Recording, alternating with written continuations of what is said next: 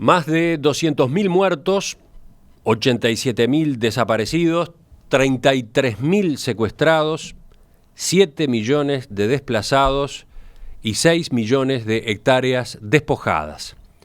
Esos son los números de un conflicto armado que, con 52 años, se convirtió en el más largo de América Latina y que ahora parece llega a su fin.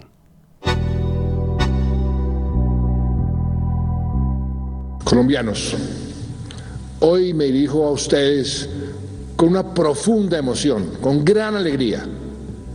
Hoy comienza el fin del sufrimiento, el dolor y la tragedia de la guerra. Hoy, 24 de agosto del año 2016, podemos decir que esa esperanza nacional se ha vuelto realidad. Hemos alcanzado un acuerdo final, completo, definitivo, para poner fin al conflicto armado con las FARC.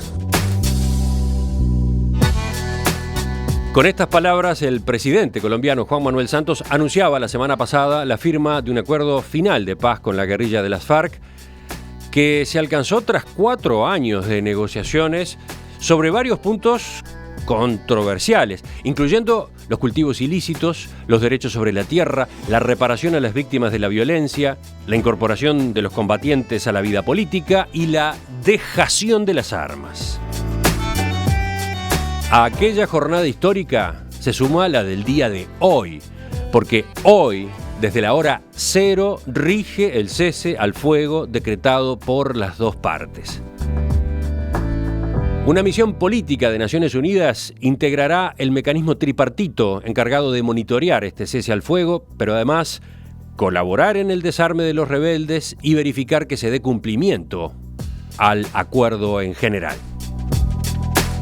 El uruguayo Raúl Rosende, quien trabaja en misiones de paz de Naciones Unidas desde el año 1990, fue designado jefe de gabinete de esta operación y con él estamos en comunicación en este momento.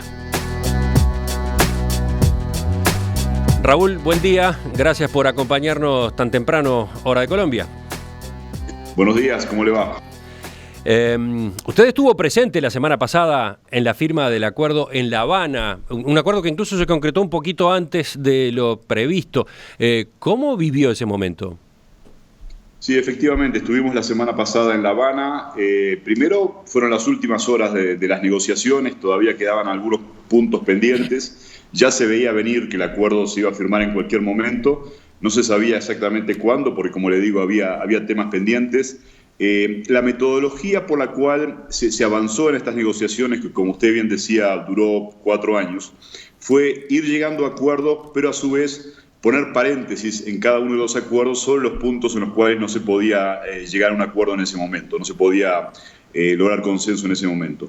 En los últimos días y en las últimas horas, básicamente la semana pasada en La Habana, todos estos paréntesis, todos estos puntos pendientes se resolvieron y bueno, como se imaginará, para las dos delegaciones, pero también para la gente de Naciones Unidas fue una emoción enorme porque se ponía fin, como bien decía usted, a 54 años de conflicto en Colombia. ¿Y cómo se festejó, entre comillas, en ese grupo que estaba participando del acuerdo? ¿De qué manera se eligió conmemorar, dar ese salto? Mire, el anuncio final se hizo en el Palacio de Convenciones de La Habana, que es un lugar bastante emblemático y simbólico en Cuba. Realmente le puedo decir que las partes estaban realmente exhaustas después de tantas horas, tantos días y tantos años de negociaciones. No hubo lugar para mucho festejo.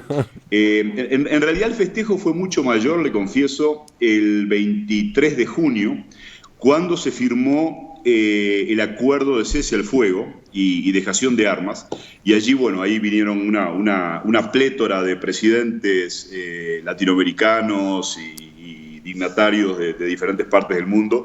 Allí sí realmente hubo una celebración importante. Esta vez no tanto, como le digo, la gente estaba cansadísima.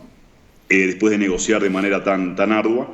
Igual le quiero mencionar que esta no fue la firma final. Esto claro. Fue lo que le llaman en Colombia la rúbrica del acuerdo. El mismo acuerdo se va a firmar en una ceremonia que probablemente tenga lugar en Bogotá y será entre el 22 y el 27 de septiembre, más o menos. ¿Y el día de hoy? ¿Cómo es el día de hoy?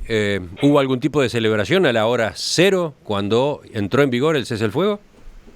Mire, ha habido celebraciones en diferentes partes de Bogotá, también en diferentes ciudades del interior. Ha habido celebraciones. Como se imaginará, hoy es un día fundamental porque, como usted dice, es el comienzo formal del cese al fuego. Si bien el nivel de hostilidad entre las partes se había reducido de una manera dramática en los últimos meses, pero hoy formalmente entran en cese al fuego. Ahora, tampoco en la calle ha habido demasiadas celebraciones. Un periodista colombiano decía, y yo creo que con bastante tino, que la plaza pública hoy es más las redes sociales que las propias plazas físicas, ¿no? Entonces, en las redes sociales sí, uno puede ver mucho intercambio, mucha celebración, muchas manifestaciones de apoyo, bastante más que en las calles por el momento. Sí, de todos modos, ahí vamos a un punto que capaz que desarrollamos un poco más tarde. ¿Qué ambiente hay en la población? Efectivamente, ¿el entusiasmo es lo que gana o hay rechazo con respecto a varios de los puntos que forman parte de este acuerdo? Contésteme en un titular nada más y después ampliamos. Mire, como siempre pasa en este tipo de procesos y acuerdos en diferentes partes del mundo, hay mucha gente que está a favor, hay otra gente que discrepa, y eso sin duda está pasando en Colombia, ¿no? Bueno, repasemos ahora en qué consiste específicamente esta misión especial de Naciones Unidas que va a monitorear y verificar el cumplimiento del acuerdo de paz. Mire, la misión de Naciones Unidas es una parte del componente tripartito, del mecanismo tripartito de verificación del acuerdo. Y acá me gustaría hacer un énfasis porque esto es la primera vez que pasa en el mundo. O sea, tener un mecanismo tripartito de verificación de un acuerdo no registra antecedentes en otros procesos de paz en el mundo. Por lo general, lo que sucede, ha pasado en África, en Medio Oriente, en América Central, incluso en los 90, es que las dos partes de un conflicto, o sea, el gobierno y la guerrilla, llegan a un acuerdo de paz y le piden a Naciones Unidas que verifique ese acuerdo, y Naciones Unidas lo hace de manera sola, solo Naciones Unidas verificando el acuerdo. Aquí, lo que tanto el gobierno como la FARC le pidieron a Naciones Unidas, y a nosotros nos pareció una buena idea, fue que Naciones Unidas no estuviera verificando sola los acuerdos, sino que fuera parte de un mecanismo tripartito en el cual también estaba el gobierno y también estaba la FARC. Quiere decir que la misión de Naciones Unidas, que va a ser una misión bastante grande, alrededor de 500, 550 personas, va a ser un elemento, un componente, el componente internacional del mecanismo tripartito de verificación. Y esto, como le digo, es un caso único en el mundo. ¿Fue un pedido especial de Naciones Unidas, decía usted? ¿Por qué? No, fue un pedido especial que hicieron las dos partes, el gobierno y la guerrilla. O sea, las dos partes, en el curso de la negociación en La Habana, se pusieron de acuerdo en el mecanismo de verificación y le pidieron a la ONU que formara parte de ese mecanismo. Esto fue en enero, y Naciones Unidas aceptó la propuesta. Otra singularidad, con diferencia, si la comparamos con otras misiones de Naciones Unidas en puntos del mundo, esta no tendrá miembros armados. ¿Por qué? Exactamente. En esta misión vamos a tener civiles y militares. Los militares son fundamentalmente de países de la CELAC, o sea, países latinoamericanos, no únicamente, pero fundamentalmente de la CELAC. Van a estar desarmados, van a estar sin uniforme y van a estar subordinados al mando de Naciones Unidas y no de sus respectivos países, obviamente. Esta fue la solicitud de las partes y a nosotros nos pareció bien.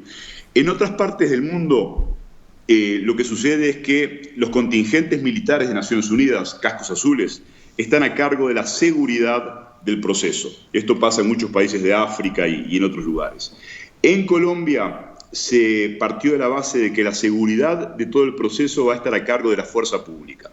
O sea, la fuerza pública, policía, ejército, va a tener el rol de asegurar la protección del mecanismo de verificación y también la protección de todo el proceso, incluyendo los campamentos o las zonas donde la FARC se va a ubicar para hacer el desarme o la dejación de armas. Entonces, esa protección va a estar a cargo del Estado colombiano. Es el Estado colombiano el que garantiza las condiciones de seguridad. Por lo tanto, los militares de Naciones Unidas están desarmados y sin uniforme. Usted está a cargo del componente civil en esta misión. Concretamente, entonces, ¿cuáles son sus tareas? Exactamente. La función del componente civil es fundamentalmente la relación con los diferentes actores de la sociedad colombiana, de sociedad civil, de gobierno, de la iglesia. La verificación de un cese al fuego requiere un nivel muy alto de información. Vamos a tener que estar recibiendo información muy regular, muy permanentemente de lo que está pasando en el campo. Colombia es un país enorme, ¿no? Colombia es un país enorme con una geografía sumamente compleja, muy linda, pero muy compleja para este tipo de procesos, con montañas, con selvas. Bueno, ahí es donde ha estado el conflicto y ahí es donde se va a realizar la verificación. Quiere decir que lograr buena información de lo que está pasando en el terreno con el cese de hostilidades es fundamental. Para lograr esa información necesitamos una relación muy fuerte y muy cotidiana, diría yo, con los diferentes actores sociales y políticos, tanto en Bogotá como en el campo colombiano. El componente civil de la misión va a tener ese rol, construir la relación con las redes sociales, con las autoridades, con las iglesias, para lograr esos niveles de información. Seguimos conversando con Raúl Rosende, uruguayo, que está a cargo de la misión de Naciones Unidas en Colombia, que participa del mecanismo de verificación del acuerdo de paz. Rosende, en esta entrevista quizás hemos dado como un hecho que ese país, Colombia, está dando vuelta a la página de esta guerra. Y es una tentación, ¿verdad? No solo en este diálogo se da, seguramente aparece en distintas crónicas periodísticas, en muchos análisis, en editoriales, pero en realidad todavía falta que la población avale el acuerdo. 2 de octubre es la fecha marcada, ese día habrá un plebiscito y por ahora las encuestas muestran que lidera el no. ¿Cómo analiza usted ese escenario? Bueno, faltan algunos pasos. Como usted decía, el plebiscito es uno de los más importantes. Déjeme mencionarle otro paso que también va a tener que tener lugar, que va a ser el 13, 14 y 15 de septiembre, que es la conferencia guerrillera. En algún lugar de la selva colombiana, alrededor de 300 personas de la FARC, bueno, del nivel más alto obviamente, van a concentrarse para discutir durante varios días el acuerdo y fijar una posición final, pero bueno, descontamos que esa posición va a ser favorable. El 3 de octubre efectivamente va a tener lugar el plebiscito. Yo le diría que las encuestas están arrojando resultados bastante disímiles, muy disímiles. Hasta el momento nosotros registramos 5 encuestas, de las cuales 2 dan mayoría al no y 3 dan mayoría al sí. Y las diferencias son enormes, ¿no? Desde algunas que le dan al sí un porcentaje del 30 y pico % hasta otras que le dan al sí un porcentaje del 60 y pico %. O sea que el margen de diferencia es enorme. Sin duda hay una controversia fuerte, hay sectores políticos colombianos a favor del sí, hay sectores políticos colombianos a favor del no, hay expresidentes como el caso de Gaviria, como el caso de Bentancur, que han expresado públicamente el apoyo al sí, hay otros expresidentes como Uribe y como Pastrana que han dado el apoyo al no. O sea que hay una gran controversia. Del lado del gobierno se ha dicho que si saliera el no habría lugar para la renegociación. Ese es un punto muy delicado, ¿no? ¿Qué pasa si en el plebiscito los colombianos rechazan este acuerdo? ¿Cuál es el plan B? Claro, el negociador del gobierno, el señor de la Calle, ha dicho, y lo dijo en La Habana la semana pasada, ha dicho explícitamente que si saliera el no habría espacio para renegociar. Por otro lado, los sectores que apoyan el no, en particular el expresidente Uribe, que es la figura más visible de esta tendencia, ha dicho que él no le abriría las puertas a una renegociación. Es evidente que no está claro, y bueno, esta es una incertidumbre con la cual nosotros vamos a tener que lidiar. Las Naciones Unidas no fijan posición. Pero da la impresión de que se está jugando a todo o nada. Quiero decir, el gobierno en particular está jugado a que la respuesta sea el sí, que la población apruebe el acuerdo.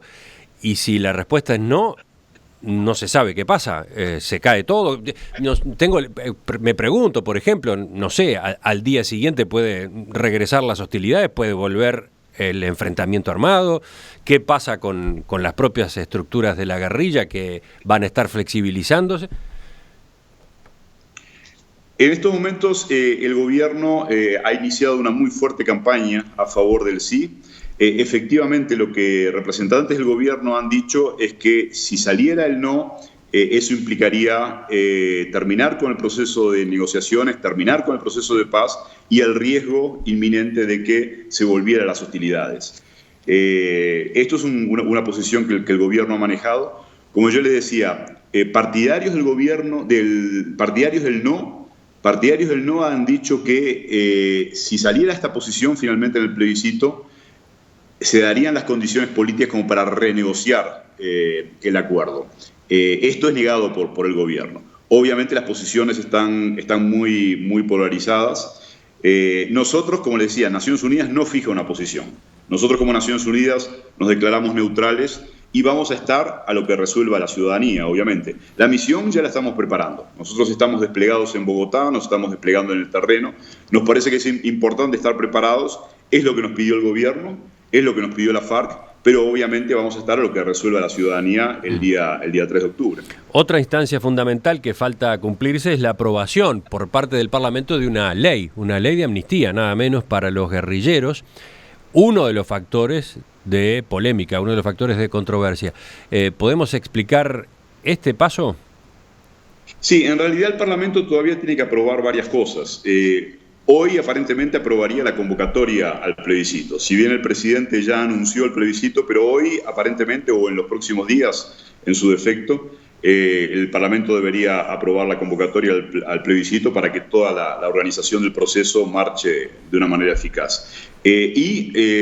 Otra de las leyes importantes es la de amnistía.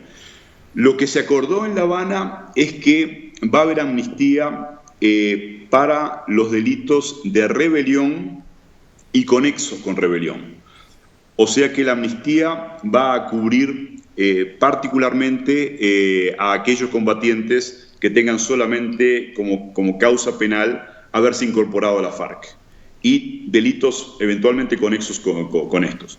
Quedarían afuera de la amnistía los crímenes de guerra o los delitos de lesa humanidad. ¿Y cómo se lo juzgaría? ¿Qué es esto de la justicia transicional? Claro, en los acuerdos también se estableció que además de la amnistía, en paralelo a la amnistía, se va a crear una jurisdicción especial. O sea, todo un sector del Poder Judicial que va a ser el encargado de juzgar tanto a exguerrilleros como a miembros de la fuerza pública por eventuales delitos de lesa humanidad o crímenes de guerra.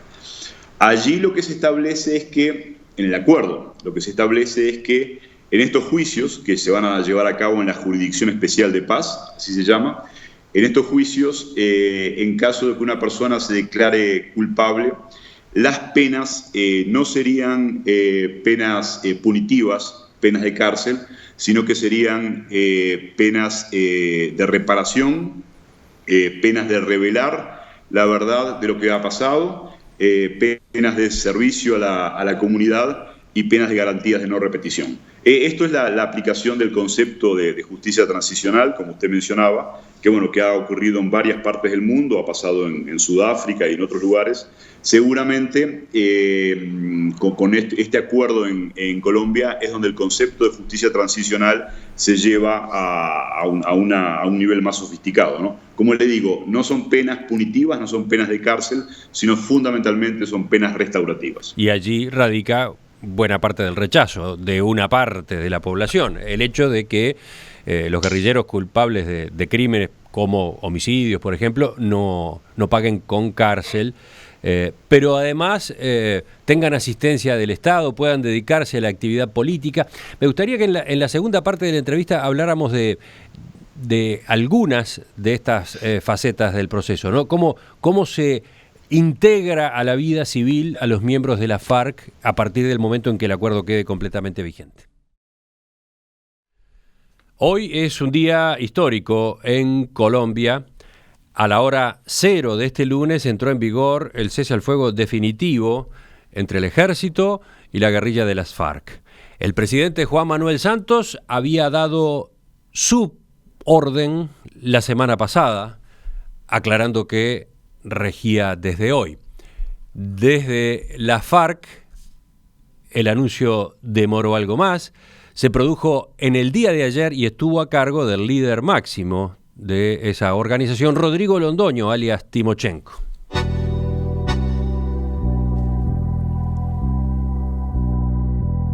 En mi condición de comandante del Estado Mayor Central de las FARC-EP, ordeno a todos nuestros mandos, a todas nuestras unidades, a todos y cada uno de nuestros y nuestras combatientes, a cesar el fuego de hostilidades de manera definitiva contra el Estado colombiano a partir de las 24 horas de la noche de hoy.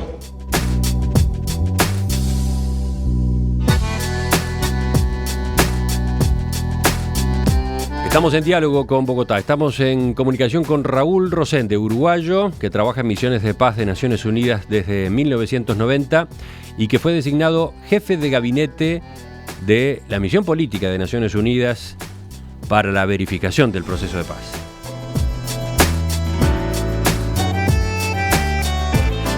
Rosende, ¿cuál es el plan para integrar a la vida civil a los miembros de la guerrilla? Bueno, yo le querría decir que esto es muy importante. Una cosa que nosotros hemos visto como Naciones Unidas es que a veces los procesos de paz fracasan por no tener un plan claro y eficaz de reintegración de los excombatientes. Esto significa algún plan con acciones concretas para que los exguerrilleros puedan reincorporarse a la vida civil. Hemos visto muchos procesos que realmente han fracasado por esta situación. Yo recuerdo, hace muchos años, a comienzos de los 90, en Nicaragua, realmente los planes que se adoptaron inicialmente para la reintegración fueron muy débiles, fueron malos, y a los pocos meses de la desmovilización ocurrió lo que era evidente que iba a ocurrir, o sea, un proceso de rearme de aquellos que se habían desarmado y desmovilizado. Esto ha pasado en varias partes del mundo, se ha acumulado mucha experiencia. Para nosotros es claro que debe apoyarse el proceso de reintegración. Estamos hablando de combatientes o guerrilleros que han estado en la guerra por decenios a veces. Como sabemos, en Colombia la FARC ha peleado por más de 50 años. Entonces, claro, para gente que ha estado en la guerra por muchos años, la posibilidad de capacitarse, de educarse, de aprender un oficio, ha sido prácticamente nula. Entonces, la salida de los desmovilizados de los campamentos es un desafío. Las partes en La Habana han logrado un acuerdo muy importante, nos parece, en cuanto a cómo reincorporar a los exguerrilleros, a los desmovilizados. Esto implica, yo le diría, 2 o 3 cosas fundamentales. Por un lado, los desmovilizados van a recibir individualmente una ayuda económica por un determinado tiempo. O sea, por una determinada cantidad de meses van a recibir una ayuda económica que no es gran cosa, es incluso menos del salario mínimo en Colombia, pero es algo que les permite sobrevivir mientras logran un trabajo, logran aprender un oficio, logran una capacitación. Entonces, por un lado esto, una ayuda, yo diría, de emergencia en un primer momento. Posteriormente también se plantea la posibilidad de darles créditos, o sea, aquellos desmovilizados que quieran establecer una microempresa o algún emprendimiento económico, se les va a dar un crédito a los efectos de que puedan salir adelante. Y en tercer lugar, el tema de la capacitación y de la educación para aquellos que así lo deseen. Entonces, estos son elementos económicos fundamentales, como les decía, para que los desmovilizados logren cumplir de manera efectiva el tránsito de la guerra a la paz, de la violencia al posconflicto. Además de esto, un elemento fundamental también tiene que ver con la seguridad de los desmovilizados. Y también esto lo hemos visto en otras partes del mundo, donde muchas veces los procesos fracasan porque la gente se desarma, sale de los campamentos y después no tienen garantías de seguridad. Aquí también se ha establecido un acuerdo entre las partes, forma parte del acuerdo global, para que los desmovilizados tengan garantías de seguridad una vez que se van reincorporando a la vida civil. ¿Cómo se logra eso? ¿Cuesta pensar en un mecanismo? Sí, lo que sucede es que la fuerza pública ya no va a tener como tarea combatir a la FARC. Si bien en Colombia hay diferentes grupos armados, bueno, incluso hay otra guerrilla que todavía está en el campo, el ELN, el Ejército de Liberación Nacional. Si bien esto es cierto, la principal fuente de confrontación en Colombia era la FARC, o la violencia entre el gobierno y la FARC. La fuerza pública, ejército, policía, ya no va a estar dispuesta en el territorio para pelear con la FARC. Entonces, esto implica que recursos van a quedar liberados, va a haber recursos disponibles para poder proteger las zonas y las áreas geográficas donde la FARC va a tener más presencia y de esa manera tratar de brindar garantías de seguridad. Es un desafío, sin duda es un desafío, pero nos parece que la fuerza pública está trabajando seriamente, hemos visto los planes que tienen para proteger las zonas donde la FARC se va a reinsertar y nos parece que lo está haciendo de una manera seria.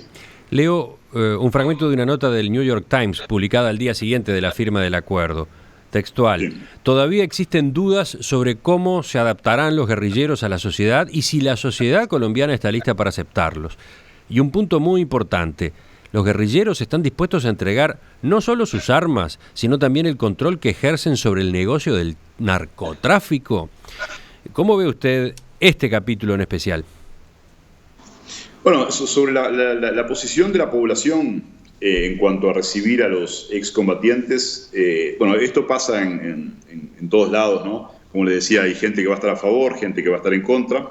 De cualquier manera, hay zonas del país, cuando uno mira el mapa de Colombia, bueno, el centro-sur del país, allí hay zonas donde la FARC ha estado presente por décadas, ¿no? Y uno podría pensar que en esas zonas, bueno, tal vez haya un mayor nivel de receptividad.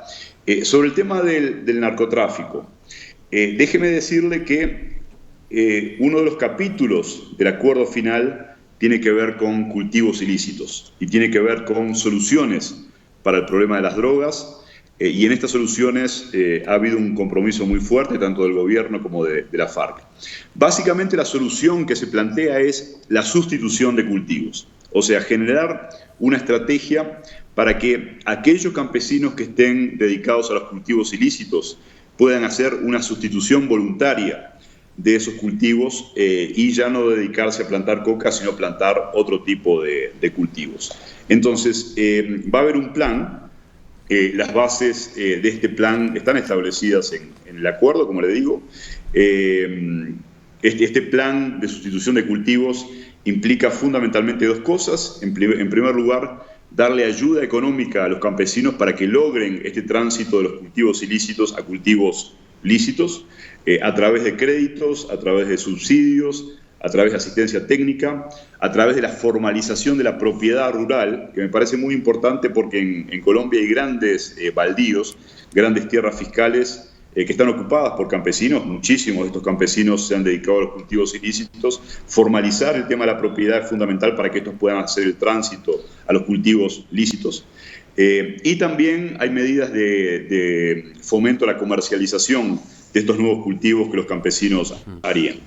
Entonces, por un lado esto, ayuda económica a los campesinos para que puedan sustituir los cultivos ilícitos. Y en segundo lugar, protección de las áreas a través de un mayor despliegue de la fuerza pública. O sea, protección de los campesinos que viven en estas áreas y que voluntariamente aceptan la sustitución de cultivos, protección a través de una mayor presencia de la policía en esas zonas. Usted se refiere a los campesinos, pero veía que el Departamento de Estado de Estados Unidos describe a las FARC como una organización terrorista que controla la mayoría de la producción y distribución de la cocaína en Colombia y es responsable de gran parte de la oferta mundial de cocaína. ¿Qué pasa con esta otra parte del negocio? Claro, lo que sucede es que si usted ataca la producción, ya el tema de la comercialización del producto, del bien ilícito, quedaría fuera de lugar. Por eso, en esta estrategia que el gobierno y la FARC han acordado, se ataca de manera muy, muy concreta la producción para que, que ya no haya más cultivos ilícitos disponibles en el mercado. Ahora, supongamos que el acuerdo queda vigente, supongamos que es convalidado por la población en las urnas. De todos modos, con él y sus dificultades y su proceso lento, tampoco alcanza, ¿no? La paz en Colombia tiene por delante otros desafíos incluso. Pienso en el Ejército de Liberación Nacional, otra guerrilla que no ha pactado. Pienso en los grupos paramilitares que han proliferado en Colombia. ¿Qué hace o cómo maneja en particular Naciones Unidas ese escenario? Es un desafío, sin duda es un desafío muy, muy grande. Mire, yo le diría que esta es una característica de las nuevas guerras o los nuevos conflictos en el mundo. Y pasa no solamente en Colombia, sino que pasa en gran parte del mundo donde hay guerras, que ya no hay un esquema como había antes el Estado enfrentado a una guerrilla, digamos. Este es el esquema clásico que hubo en Nicaragua o que hubo en El Salvador. Este ya no es el caso. Lamentablemente estamos enfrentando conflictos fragmentados, ¿no? Donde hay un Estado más o menos fuerte, pero después hay una multiplicidad de grupos armados ilegales de diferente índole, ¿no? Esto ha pasado en Sudán, pasa en Siria, pasa en Yemen, y sin duda en Colombia, además de la FARC, hay otros actores. Es muy difícil lograr un acuerdo o un proceso de negociación con todos los actores al mismo tiempo. Es muy difícil, porque los actores tienen diferentes estrategias, diferentes metodologías, diferentes demandas. Entonces, nos parece muy importante el concepto que nosotros hemos llamado la paz por piezas, ¿no? La paz por piezas. Quiere decir ir desmontando el conflicto de a poco, progresivamente. No es el ideal porque el ideal sería que la violencia terminara de una vez por todas al mismo tiempo. Sin embargo, es muy difícil lograr esto. Sabemos que el gobierno ahora está haciendo esfuerzos muy, muy ingentes, ¿no? Muy fuertes, para incorporar al ELN o para establecer una mesa de negociaciones con el ELN. Ha habido diálogos, hace algunos meses se anunció el lanzamiento de la negociación y esperamos que este proceso fructifique, ¿no? Como le digo, es muy difícil hacerlo al mismo tiempo, por lo tanto, inevitablemente hay que hacerlo de manera progresiva y sucesiva. Para terminar, leía un análisis de Ariel Ávila, subdirector de la Fundación Paz y Reconciliación, que hablaba de los distintos riesgos que tiene por delante la era post-conflicto. Y uno de ellos, decía, es el económico. La Fundación tiene sus cálculos hechos a propósito de lo que se requeriría en los primeros 4 años, 23 billones de pesos colombianos para que ande todo con mínimas condiciones. Y agregaba, la plata no la hay toda. ¿Cómo se maneja este asunto, esta clave también de lo que viene? Sí, la paz está llegando en un momento económicamente complejo. A Colombia le ha pegado fuerte la baja en las materias primas y en particular la baja en el petróleo, que era y sigue siendo uno de los principales rubros de exportación. O sea que las finanzas públicas no están precisamente en una situación boyante. Es un desafío grande. Sin embargo, sabemos que el gobierno ha tomado medidas para reservar en el presupuesto rubros importantes para financiar la paz. Este financiamiento tiene que ver con varias cosas que decíamos, ¿no? La sustitución de cultivos, la reintegración de los combatientes a la vida civil, la mayor presencia del Estado en las zonas donde históricamente ha habido conflicto.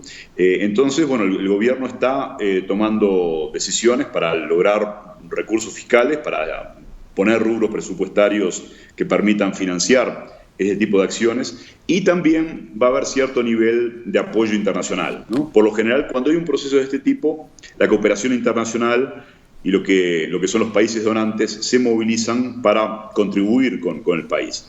De cualquier manera, en Colombia seguramente la cooperación no va a ser tan grande, porque a pesar de las dificultades y a pesar de esta crisis fiscal, Colombia es considerado un país de ingreso medio alto, ¿no? Incluso Colombia está por entrar a la OSDE como país de renta media. quiere decir que si bien hay un momento fiscal difícil y complicado, Colombia está en mucho mejor situación para enfrentar un proceso de paz que otros países donde hemos visto procesos similares en África, Medio Oriente o en Asia. Raúl, para terminar, una pregunta bien personal y directa. ¿Qué va a hacer hoy? ¿Qué tareas tiene por delante hoy? Mire, hoy estamos abriendo las oficinas de la misión o del mecanismo de monitoreo. Hasta ahora estábamos trabajando en las oficinas de otras agencias del sistema de Naciones Unidas con otros colegas, pero hoy ya nos vamos a abrir la nueva oficina y le quiero decir que en la nueva oficina que tenemos vamos a estar junto con el gobierno y junto con la FARC. Así que vamos a estar trabajando muy juntitos para tratar de asegurarnos de que el proceso va lo mejor posible. Raúl Rosende, jefe de gabinete de esta operación de Naciones Unidas en el mecanismo tripartita de verificación de los acuerdos de paz. Gracias por su atención a nuestra llamada esta mañana. Va a ser bueno mantenernos en contacto. Volvemos a charlar en cualquier momento. Cómo no, con mucho gusto. Buenos días.